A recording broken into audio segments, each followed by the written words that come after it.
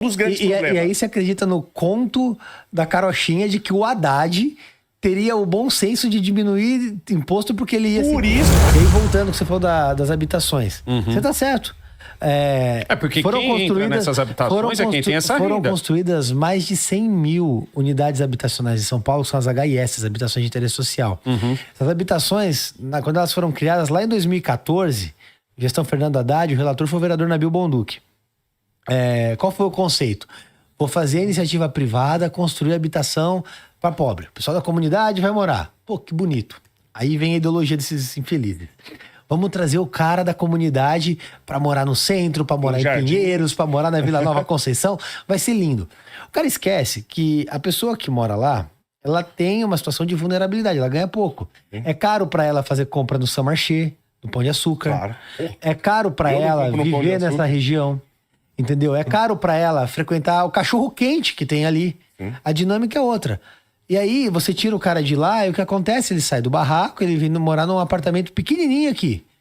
Naquela lógica. O que vai acontecer? Outra pessoa vai morar lá. E você não urbanizou as favelas. Qual que é a lógica adequada? Acabar com essa política estúpida que foi criada pelo PT de trazer as pessoas para morar, porque não dá. E tem você... reurbanizar as comunidades. Sim. Você pega a região da Moca e Brás ali, Ave Maria, velho. Que é o princípio que eu criei, presidindo a Comissão de Política Urbana, no Pio Leopoldina, que é o chave a chave. E o pessoal falava, chave na mão, barraco no chão. O cara pegou a chave do apartamento, quebra o barraco. Ninguém vai morar lá. E aí você urbaniza a comunidade, faz um parque, refloresta, etc. Aonde veio o problema? Os caras pensaram que incrível. O mundo, a ilha da fantasia comunista. Vou botar os caras aqui, vai dar certo. O que aconteceu? Incentivo fiscal. O cara que constrói HIS, ele não paga alguns impostos para a prefeitura. Ele ganha incentivo para baratear o custo. O apartamento sai por 250 mil reais.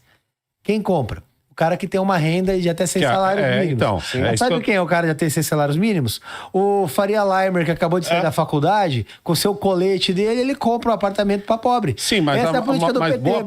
boa parte é a galera que tá tendo que ser expulsa do lugar onde morou a vida. Mas aí você tá indo pro Minha Casa Minha Vida, que é um outro projeto.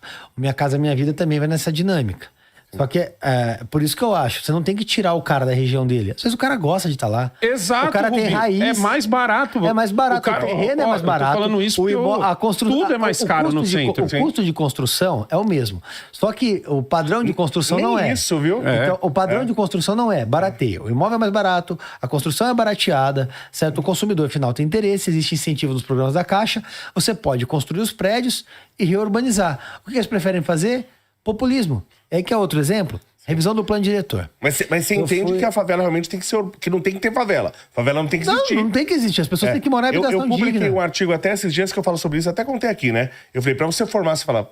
imagina essa criança que nasceu... Isso foi plataforma da minha campanha de 2020. É uma pauta que eu defendo faz tempo. Eu fui relator do plano da revisão... Eu fui relator, não, perdão. Fui presidente da Comissão de Política Urbana e conduzi a revisão do plano diretor da Lei de Zoneamento de São Paulo. Aí eu vou dar uma informação pra vocês ficarem putos aqui. Concomitante a isso, eu relatei a privatização da Sabesp na Câmara. E aí, a gente criou uma comissão de estudos, certo? Ali eu relatei e depois eu presidi na política urbana. E eu fui conhecer as águas de São Paulo, as represas, Billings e Guarapiranga. A água tá podre. A gente passa de barco. Os engenheiros devem saber, a água tá preta, ela sobe aquelas bolhas, a água tá podre. Sim. Por que a água tá podre? Porque não tem captação. Mas a Sabesp capta. Onde não tem captação? Nas invasões. Marcilac, por exemplo, você não consegue levar saneamento. Eu fui brigar com a Sabesp para levar saneamento no Marcilac. Não, Rubinho, a gente não pode fazer saneamento lá. Como que não pode? Vocês são a Sabesp, tem que fazer. Não, porque aqui é uma zona ambiental. Esse é um grande problema. Aí você olha lá no mapa, cara, tá tudo florestado, tem macaco pulando, tem os bichinhos. Você chega lá, habitação de autoconstrução, habitação precária, esgoto no chão. E assim em todas as invasões das periferias de São Paulo, que contamina as represas. Claro. O que eu fiz? Então, o problema tem que solucionar o problema, certo? Vamos criar a ZEIS 4. Onde você tem uma área ambiental, você vai criar um zoneamento específico, onde você pode construir prédio, só que em tamanho reduzido. A periferia, ela se expande assim. Então, você coloca em prédio, o impacto é menor. Você faz o reflorestamento da área, capta o esgoto, trata e solta. Aí o PT e o PSOL começaram a bater, e a imprensa junto, a Rede Globo, falando que eu queria transformar a área ambiental em área de construção para beneficiar as construtoras. Aí é que eu fico... Mas o problema é que Briguei. Aí aprovamos. Mas o problema quando você verticaliza também é a questão de vias. Que você vai precisar de vias sim, largas, né? Mas você já tem a situação toda montada ali. Aí você já Porque tem isso tá acontecendo... Você já tem as pessoas morando lá. Em Guarulhos, por exemplo, ali no limite de Itacoaxetuba, tá acontecendo isso. Então, construindo... imagina, né? Guarulhos, limite de Itacoaxetuba. Sim. São só vias, que é uma mão pra ir, uma pra voltar. Só pra isso. E é só isso. Então, construindo um monte de prédio lá. Então, mas aquele lugar vai acabar. Mas A Moca tá assim. Mas Essa é brincadeira diferente. aí. O que você tem ali é uma área invadida, habitação precária, não tem nem asfalto. Certo. Então, o que você tem que fazer? Você transforma a área em ZIS-4. Era a ideia. Vamos construir prédios menores. Você vai diminuir a área. Só que você vai demolir... Mas aí faz um projeto viário para essa você vai construção. demolir tudo. Você faz O prédio tipo viário, de você faz a CDHU, você tá captação. falando. Você vai urbanizar o local. Certo. Só que nada. Porque os projetos viários eu não vejo um Só que que na presta hora que nessa você cidade. olha o mapa, você tava pegando uma área ambiental e eu tava transformando em prédio. A imprensa não quis ouvir o argumento. A esquerda não quis ouvir o argumento. Aprovamos a fórceps. Só que aí a pressão do prefeito foi gigante. Enquanto isso, o morador Foi vetado. com esgoto na frente de casa. Aí eu falei para um vereador lá, num debate. Aí eu falei isso aqui. Eu falei, tá, e aí? Vocês fizeram todo esse estardalhaço, esse populismo, tá comemorando o veto, e a represa vai continuar sendo contaminada. E aí? Aí ele ficou olhando pra minha cara, assim. E aí? Cadê a solução? Porque eu vejo o problema, eu tenho que trazer a solução. As pessoas não querem. Aí você vai espalhando o povo pela cidade. Mas você entende que a gente tá com um problema sério em São Paulo, Absurdo. viário. Né? Então você constrói prédio pra todo lado e é uma via pra ir, uma ruazinha pra ir pra voltar. Se O você problema- O Centrão tá tão que o assim, finalzinho da radial ali, eles estão alargando, né? por causa de- Conceitualmente falando, quando você fala de urbanismo de cidade, a lógica seria que você tem o centro adensado, com prédios altíssimos. Mas você vias libera largas. o gabarito, vias Ou- largas ou e... metrô. Não, mas a cidade alta cidade aqui metrô. e baixa nas laterais. Sim. Qualquer cidade organizada e pensada Sim. do mundo é feita assim. São Paulo, cara, teve prefeito que limitou para 8 andares, teve de tudo. E aí a cidade foi se achatando. Resultado, você não consegue criar mais uma lógica de adensamento central, porque já tem as habitações construídas. O que a gente tem que fazer é solucionar o problema. Qual que é a solução que se apresenta? Criar áreas industriais próximo a essas regiões mais afastadas, para você levar os postos de trabalho até essas pessoas, assim como outras áreas empresariais para ter escritório, etc., para diminuir o trânsito dessas pessoas pela cidade, para aí você desafogar o trânsito da cidade de São Paulo. Certo. Você não consegue pegar, tipo, a Radial Leste e expandir ela. Sim. Não dá. Não dá. Só se eu fizer um minhocão em cima dela, sei lá, tipo, não é uma obra viável. Não vai ser realizada. Então o que você tem que fazer? E o Minhocão já foi a pior obra viária da história dessa cidade. Você tem que levar... Foi o Minhocão. Parece que agora tem o prefeito tá fazendo um estudo para suprir o afogamento, que a gente tá aqui do lado Não, as da Álvaro opções de eram piores. Carvalho. Porque o Minhocão, primeiro, ele foi péssimo, né? Porque a altura é baixa. E ele passa, tem lugar que ele passa a centímetros da janela das pessoas, Sim, sim. de algum prédio. Ele cria ali no verão, com um monte de carro embaixo, um bolsão de gases que é quase irrespirável. É uma obra, assim, do ponto de vista de engenharia e urbanismo, ela é terrorista. Só que ela se tornou essencial hoje. Se você tirar ela, problema. acabou. Esse é o problema. Então, Então, as opções... existe estudo da prefeitura, da comissão, para você criar obras acessórias que desafoguem o trânsito ali e melhorem. Só que o que eu tô falando, a dinâmica da cidade não é toda via que dá para largar, né? Quase nenhuma dá para largar em São Paulo. O que a gente tem que fazer? Quando você pega essas áreas, você reurbaniza elas e faz as vias. Só que você tem que levar emprego para lá. Por isso que a gente foi criando zonas industriais no plano diretor que foi aprovado ano passado, certo? Para que as empresas tenham interesse em construir lá, para levar postos de trabalho para perto das pessoas e diminuir a circulação das pessoas pela O cidade. que você acha do projeto que... Faz um tempo que lançaram esse projeto de construir vias em cima do Rio Tietê e Pinheiros. Era um projeto do Maluf, ele já falava disso. Inclusive tinha um debate da Marta Suplicy que ele falava que a Marta errou quando ela fez aquele monte de acesso, que tinha que criar uma freeway que melhoraria o acesso. Isso. Você acha que acho... seria um caro para um caramba, né? Mas sendo algo que se torne viável no aspecto de segurança por conta de fluxo de águas, e aí você tem que calcular vazão, Claro, etc. mas tudo tranquilo. É um projeto que se tornaria interessante. Eu não acho impossível. É caro, mas a gente tem 135 bilhões de orçamento previsto para o ano que vem. Pô, mas Então- a gente tá tendo que pagar agora mais pedágio na Dutra, porque Mas- o Tarcísio falou que a gente não tem 16 bilhões. Se o estado de São Paulo não tem 16 bilhões, fecha essa porcaria. Mas a questão é que a via é privatizada. Entendeu? Naturalmente, quando a via é Então, mas privatizada, agora você vai cada pagar dia tem pedágio. mais coisa privatizada. E é uma coisa que eu vou brigar para Mas um você é caramba contra ano a que vem. privatização? Oi? Você é contra a não, privatização? eu não sou contra nem a favor, nem privatização nem estatização. Eu sou contra monopólio, seja ele do Estado ou privado. Para mim, privatização não resolve nada, resolve abrir o mercado. Agora adianta, toda hora eu tenho uma via nova pedagiada. E o IPVA não diminui nunca. Então, se eu tenho mais Mas vias... eu concordo com o teu, no mínimo, se eu pago argumento pedágio, tributário. eu já deveria ter desconto no IPVA do que eu paguei. Eu concordo totalmente com o teu argumento tributário. E a lógica tributária do Brasil de sobrepor imposto sobre imposto. E é isso que a gente sangra. Sim. Você paga, Esse é o terrível. você paga a propriedade sobre o terreno, você paga imposto de cerca de 50% para adquirir o carro, depois você paga IPVA. 50%, não, 100%. Você paga, porque o imposto é sobre a nota. Exato. Aí você paga IPVA sobre o carro Isso. para poder circular, você E tem que paga pagar IPVA licenciamento. sobre o carro e sobre o imposto. Exatamente. E aí vai sucessivamente. E aí você tem que pagar pedágio, etc. A questão é que não tem pedágio urbano. Não tem concessão de via da Marginal Tietê. Então, Que é só o que me faltava, né? a questão é a seguinte, não há um pedágio a se colocar na Marginal Tietê. Eu falo assim- Agora, um projeto que eventualmente consiga sobrepor, se mostre viável, eu acho adequado. Inclusive, a gente podia resgatar aquele projeto do Maluf antigo de tornar freeway, porque ampliaria a quantidade de faixas viáveis na Marginal Tietê. Desafogaria pra caramba. Desafogaria. É que isso se você não- cria uma faixa a mais lá, você já melhora a Porra! vazão do local. É. Acontece que o problema de tráfego da cidade, ele vai se expandindo para dentro dos bairros, porque com o advento da tecnologia, o Waze hoje joga Tá a gente para jogando cortar você por pra dentro. dentro. Entendeu? Eu, pra vir pra cá, você vai cortando por dentro. Pra ir embora, você vai cortar por dentro. Mas eu e acho aí, legal isso vai dando problema de vazão. O argumento de carros. Não, porque a gente tem mais carros, tem que fazer mais vias, então tem que pagar pedágio. Se tem mais carros, é mais gente pagando IPVA? É mais gente pagando uma fortuna de imposto em cima do combustível que ele tá abastecendo O toda argumento semana. não faz sentido. Então é um argumento que não faz sentido Não nenhum. faz sentido, só que no aspecto tributário, ele é mais complexo, você está deixando de considerar que o IPVA fica uma pequena parcela para a cidade. Sim, mas quem tá construindo isso aí é pelo a maior Estado, parte não é vai pro pelo Estado. E aí, município. só que aí você entra num problema arrecadatório que é pior. Que a gente tem que falar da federalização do país.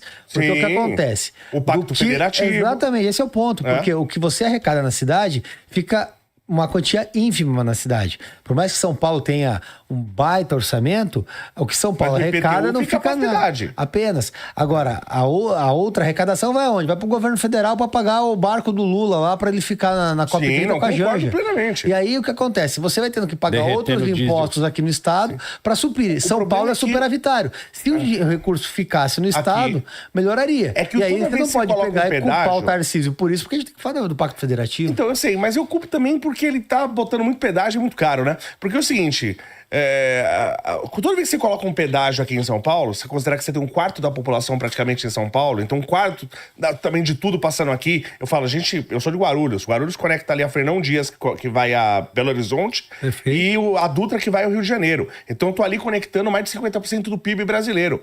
Quando você bota pedágio ali, você tá botando imposto em cima de 50% do PIB brasileiro que tá passando por ali.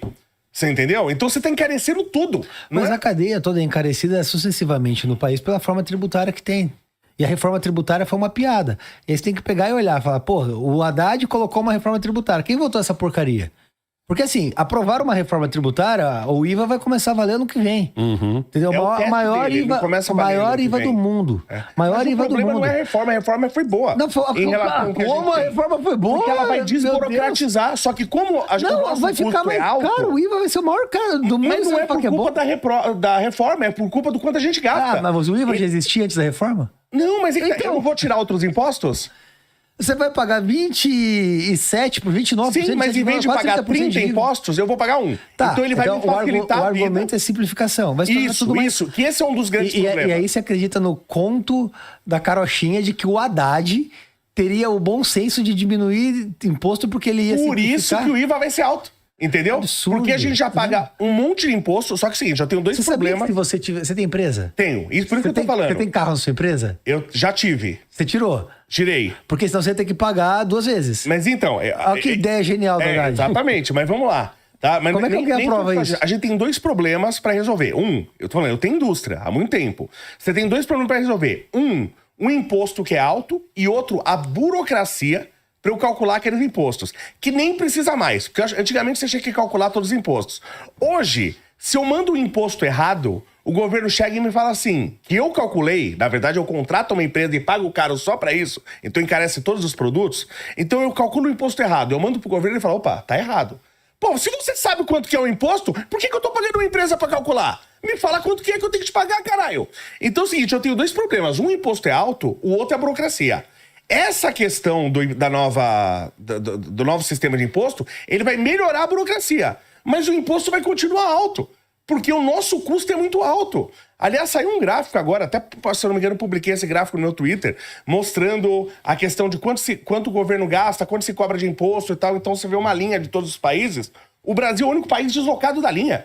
Aí você tem um cara lá de outro país falando, o Brasil tá errado nisso aqui. Lógico que tá errado. O governo gasta para um caramba. Quanto dessa volta... Mas você acha que a solução do Haddad resolveria o problema? Não, essa resolução não é do Haddad, né? Ela não vai resolver problema nenhum. E tanto que os caras são tão bandidos... Primeiro, por isso que ano que vem não entra o IVA.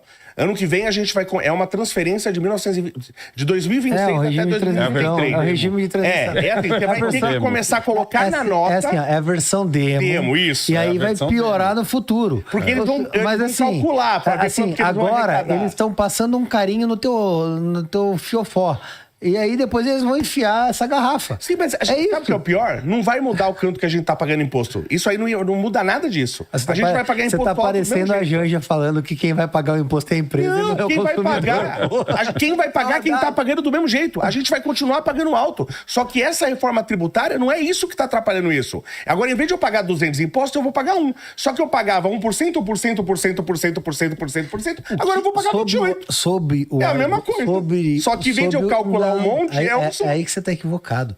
Sob o argumento da simplificação, que é essa que é a narrativa que ele jogou para o imposto único, que vende bonito, eu concordo. A roupagem é legal. Sim. Na prática, ele engessou toda uma cadeia, certo? E aí, meios que você tinha para pagar menos impostos se tornaram impossíveis, como do exemplo do carro que eu te dei aqui, certo? E por conta disso, o que vai acontecer no produto final vai se tornar mais caro. Mas sabe qual que é a vantagem? Tudo vai ficar mais caro. A vantagem é que o cara vai estar vendo agora. Se o Haddad te vender uma garrafa de água, saiba que se tiver pelo preço justo, a água está contaminada. Ah, sim, não, tenho certeza. Não existe nada que venha do governo Lula que esteja minimamente... É a água da empresa Billy. Você está comprando essa aqui, não vou fazer publicidade, que você citei, mas você está achando que você está levando a represa. Mas a grande vantagem, acho que agora que vai mudar aqui no Brasil, a gente tem um problema cultural no Brasil.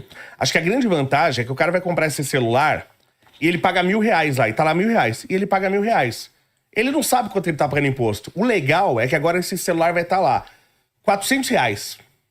Aí vai estar lá o IVA, mais 600 de imposto. Isso acho que vai revoltar mais as pessoas. Eu acho isso incrível. Tem lei aqui na cidade pra isso, mas no fim do dia o dinheiro vai sair da mesma quantia da pessoa. Na verdade, na verdade vai sair mais caro. Porque, além disso tudo, vai ter a preparação, vai ser tudo levado ao consumidor final, que vai pagar mais caro. Talvez seja R$1.100 esse celular pra gente entrar. Mas mais caro, tá ficando igual o Haddad tá aumentando. Todo dia o Haddad aumenta. Às vezes eu acho que o cara saber quanto ele tá pagando de cada 40 dias de governo. É até pior. Já pensou nisso? Oi? Tipo assim, todo mundo sabe quanto tá pagando de imposto em tudo. Só que não tá tão jogado na tua cara. Isso, agora vai ser jogado na cara. Você tem que procurar. Isso eu acho legal. A partir do momento que tiver jogado na sua cara, o cara vai falar assim, não, eu não vou pagar isso aqui, eu só vou pagar esse preço aqui. Eu concordo que isso e ele vai acabar pagando menos. Eu só acho que isso não é argumento pra provar a reforma tributária. Sim, é que deixar do jeito que tá... A gente tem... Eu lembro que uma vez, isso já há muito tempo, que eu tinha que fazer planilha de custo e tal, lá na minha empresa, não sei o quê. Aí eu fui atrás dos impostos, aí tinha umas coisas que era assim... Isso que eu tenho uma raiva de advogado, isso é coisa de advogado que faz, que sabe fazer conta. Aí eu vou calcular o imposto de renda, aí eu fui pegar todos os impostos. Aí até uma moça lá me ajudou da contabilidade. Falei, tá, e esse imposto? O IPI, e o PIS, e não sei o quê, e o imposto de renda? Aí eu falei, o imposto de renda é 15% de 18%. Eu, o quê? Aí ela, não, é 15% de 18%. Isso não faz sentido. É a conta da Dilma. Como assim 15%? Por que você não me multiplica o 15 por 18 e me dá uma porra do número? É a conta da Dilma. Mas pra você fazer errado. Mas a merda que é pra você calcular hoje. É o sistema tributário do Brasil. Então, por isso que eu falo. Se existe uma coisa que o governo Lula não podia ter feito, era uma reforma tributária. Que a pior coisa é a raposa tomar conta do galinheiro. Não, mas o governo, já era uma porcaria. Não deveria nem ser partido. Já era uma porcaria. Aí puseram o descondenado de volta na presidência. Aí, naturalmente, se ele vem com uma reforma tributária, é uma casa de caboclo. Vão sacanear. O cara que fez a sacanear. campanha falando que o teto, esquece teto. Exato. Teto pra quê? É justamente por conta da falta de teto, que é um imposto ou tarifa nova a cada Teto 40 tinha que estar na dias. Constituição. Como a gente vendo assim, eu queria saber de você, e você começou falando sobre o quanto volta para São Paulo. Tipo assim, quanto a gente paga, quanto Paga mais de volta para São né, Paulo? já, né? Nossa, preciso ver. A gente, se eu não me engano, a gente manda 1 trilhão em alguma coisa e recebe 400 Cara, mil. eu te falo já. E 400 qual- Desculpa, 400 bilhões. 400 É um negócio bilhões. desse. Não chega a 400. A gente manda mais de 1 trilhão, que a gente é responsável por 1/3 do PIB do Brasil. Então é mais de 1 trilhão. E a gente recebe nem 400 bilhões de volta. Tem que ver só o quanto São a Paulo, mais que cidade ou esse 1 trilhão. estado? Cidade, não. Você até é vereador, vamos São cidade Paulo, é outra cidade. coisa. Cidade é outra coisa. Vamos São Aí Paulo, é bem cidade. menos. Que aí a gente sai de 30 e poucos milhões de habitantes para 12. Exatamente. Já aproveitando... Vamos checar isso. De cabeça, realmente não tem esse número. Eu tenho o número o do do orçamento estado, previsto. Mas, tipo Eu assim, ó, você tem pelo menos uma porcentagem, assim, pra gente poder ter uma ideia do quão Dá só uma olhada grande numa esse coisa, uma buraco. questão interessante aqui. Tá? Não encontrei dado preciso recente que mostra exatamente da arrecadação de São Paulo. Chat GPT e o meu é o número 5 lá. A Constituição e legislação estadual está previsto que no âmbito do ICMS, 25% do produto pertence aos municípios. Então, 25% do ICMS. E 25% do montante transferido pela União ao Estado. Ou seja, a União morde 50%. Certo? Em 2024, o Estado de São Paulo e seus municípios receberam da União 257,6 bilhões de reais de transferências do Estado. Um levantamento mostra que para cada R$1 enviado em tributos federais, o Estado de São Paulo recebe de volta cerca de 7 centavos. A gente tá fudido. Ou seja, a gente Tá fica merda, com... velho. O Estado de São Paulo... Essa é a informação que precisa. O Estado de São Paulo fica com 7% do que se arrecada. Se a gente 7%. fizer, exatamente, se a gente fizer uma E a gente financiando a se a gente fizer bandidagem uma dos outros conta de estados. padeiro aqui, considerar o tamanho da cidade, a cidade de São Paulo fica com metade de 7%, fica 3,5%.